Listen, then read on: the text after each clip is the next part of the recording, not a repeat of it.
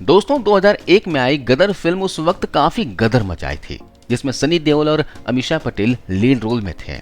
अब गदर 2 फिल्म 11 अगस्त को सिनेमा घरों में रिलीज होने वाली है, जिसका दर्शक बेसब्री से इंतजार कर रहे हैं।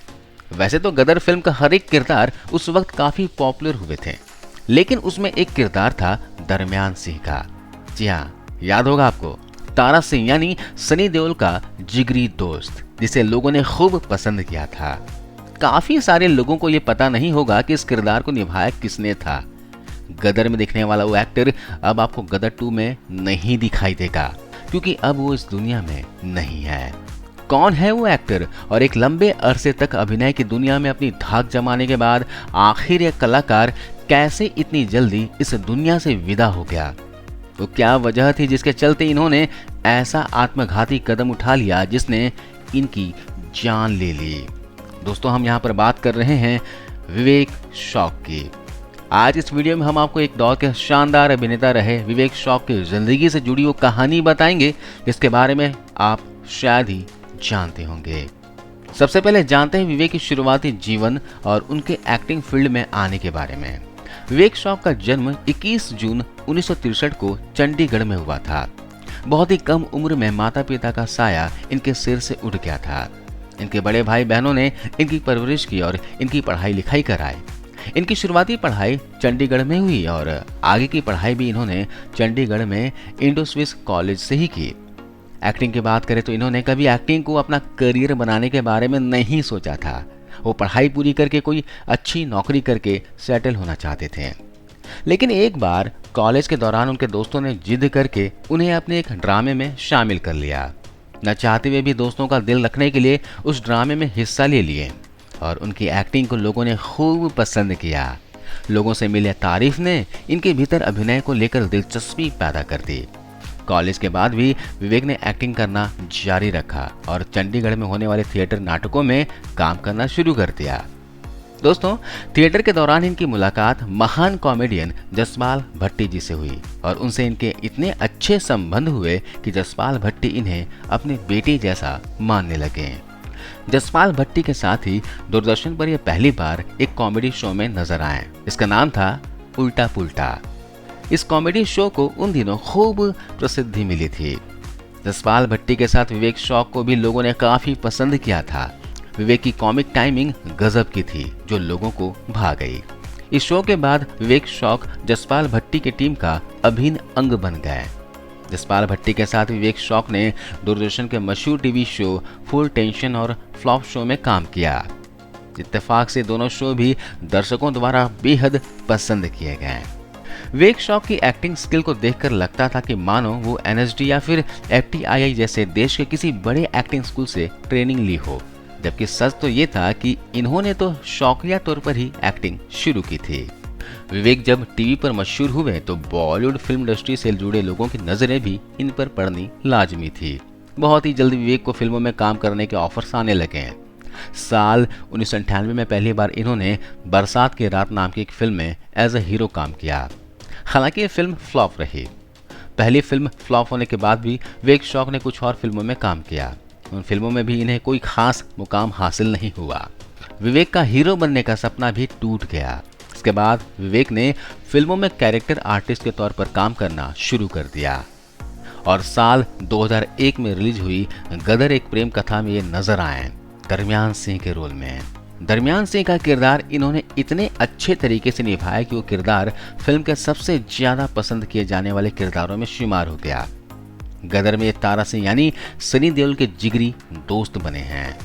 दरमियान सिंह तारा सिंह का इतना वफादार दोस्त है कि वो अपनी जान की बाजी लगाकर तारा सिंह की पत्नी और उनके बच्चों को पाकिस्तान से वापस लाने के लिए उनके साथ जाता है। दरमियान सिंह के किरदार के हिट होने के बाद तो मानो विवेक की तकदीर ही बदल गई। उनके पास एक से बढ़कर एक रोल्स आने लगे। इनके पास काम की कोई कमी नहीं रही। फिर ये नजर आए ऐतराज, 36 चाइना टाउन, हमको दीवाना कर गए, बर्दाश्त, लाइफ पार्टनर, क्रेजी 4, नन्हे जैसलमेर, वाह लाइफ हो तो ऐसी, बरसात, टैंगो चार्ली, कोई मिल गया, किसना, अंदाज, दम, माँ तुझे सलाम, चैंपियन और इंटरनेशनल खिलाड़ी जैसी फिल्मों में। हिंदी फिल्मों के अलावा विवेक शौक ने कई सारी पंजाबी फिल्मों में भी काम किया। साल 2000 के दशक में विवेक लगभग हर एक फिल्म में नजर आते थे। उस समय इनकी किस्मत काफी मेहरबान थी कि उन्हें एक से बढ़कर एक फिल्में मिल रही थी। बॉलीवुड के हर एक बड़े सितारों के संग स्क्रीन शेयर करने का मौका भी मिल रहा था। हर बड़ा डायरेक्टर अपनी फिल्म में इन्हें लेना चाहता था। इसी दौरान इन्हें फिल्मों के अलावा टीवी कॉमर्शियल्स भी मिलने लगे। इन्होंने नोकिया, वेस्मोल केश काला और HCL के लिए ऐड किए। कुल मिलाकर कहा जा सकता है कि इस दशक में विवेक शौक पर देवी लक्ष्मी की कृपा बरस रही थी और उनकी जिंदगी में खुशियां ही खुशियां आ रही थी। सब कुछ अच्छा चल रहा था। लेकिन तब विवेक ने एक ऐसा निर्णय लिया जिसकी कीमत उन्हें जान देकर ही चुकानी पड़ी।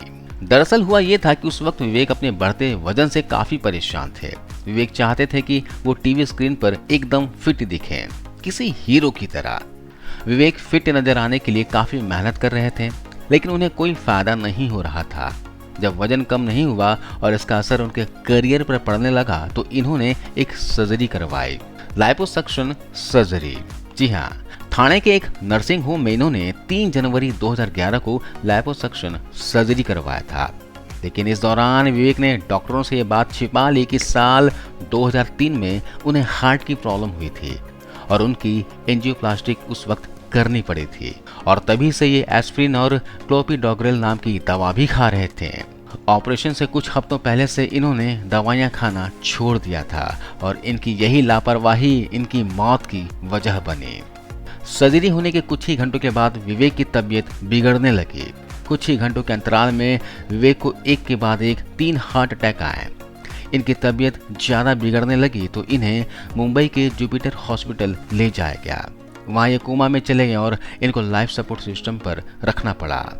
डॉक्टरों ने तमाम कोशिश की लेकिन विवेक की तबीयत में कोई सुधार नहीं हुआ और आखिरकार 10 जनवरी 2011 को विवेक शौक इस दुनिया को हमेशा के लिए छोड़कर चले गए। विवेक की मौत के बाद डॉक्टरों को उनकी पिछली मेडिकल हिस्ट्री के बारे में जानकारी मिली थी। डॉक्टर बेहद हैरान थे कि आखिर विवेक ने उनसे इतनी बड़ी बात क्यों छिपाई। जिस वक्त विवेक की मौत हुई थी उस वक्त उनकी उम्र महज 47 साल थी। विवेक निरंकारी बाबा के बड़े भक्त थे और उनके मिशन के फॉलोवर भी थे। मौत के बाद उनका अंतिम संस्कार भी मुंबई के निरंकारी मिशन आश्रम में ही हुआ था। विवेक की अंतिम यात्रा में इनके गुरु जसपाल भट्टी भी शामिल हुए थे। वहीं बॉलीवुड में भी इनकी मौत पर मातम पसर गया था।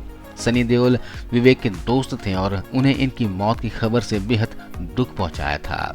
वहीं अक्षय कुमार भी इनकी मौत की खबर से काफी दुखी हुए थे। विवेक शौक की निजी जिंदगी के बारे में बात करें तो इनके परिवार में इनकी पत्नी, 2 बेटियां और 1 बेटा है। इनकी बड़ी बेटी का नाम साधिका शौक है, छोटी बेटी का नाम मुदिता शौक है, वहीं इनके बेटे का नाम सुनिष्ठ शौक है। इनका परिवार अब भी मुंबई में ही रहता है। विवेक जितने उम्दा कलाकार थे उतने ही जिंदा दिल अच्छे इंसान भी थे। अभी के लिए बस इतना ही। आपको यह वीडियो कैसा लगा कमेंट करके जरूर बताएं। मिलता हूं अगले वीडियो में। जय हिंद।